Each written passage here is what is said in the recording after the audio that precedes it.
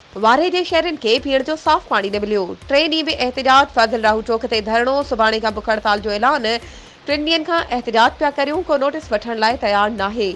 हुननि चयो त 53 डिग्री सेंटीग्रेड गर्मी पद में ज़िंदगी गुज़ारूं पिया। पब्लिक हेल्थ ऐं टाउन इंतज़ामिया पीअण जो पाणी बंदि करे छॾियो आहे। वाटर सप्लाई जे पाणी फ़राहमी न थियण ख़िलाफ़ खान मोहम्मद मीरजत मोहल्ला थाणो रोड मोहल्ला रोड नंबर 9 समेत 6 जे मुख़्तलिफ़ पाड़नि में वाटर सप्लाई जो पाणी न ॾियण ख़िलाफ़ शहरनि पारां अॼु 3 ॾींहं बि एहतिजाजी मुज़ाहिरो कयो वियो। मुज़ाहिरीन चयो त 20,000 खां मथे आबादी खे पाणी ॾियण लाइ सिर्फ़ हिकु मोटर हलाए रहिया आहिनि, जंहिंसां हर मोहल्ले में पाणी पहुचणु नामुमकिन आहे। उन्हनि मुतालबो कयो त सभई मोटर हलाए समूरे शहर में पाणी फ़राहमी यकीनी बणाई वञे। ॿी सूरत में सुभाणे खां बुख हड़ताल कई वेंदी। मुज़ाहिरो जीएसएन महाज़ जे मरकज़ी अॻवान कामरेड गफ़ार मीरजत जी अॻवानी में कयो वियो, जंहिंमें एसयूपी जे वकार चोलियाणी, रऊफ़ टोटाणी, जयकाल कलोड़ो ऐं ॿिया बि शामिल थिया।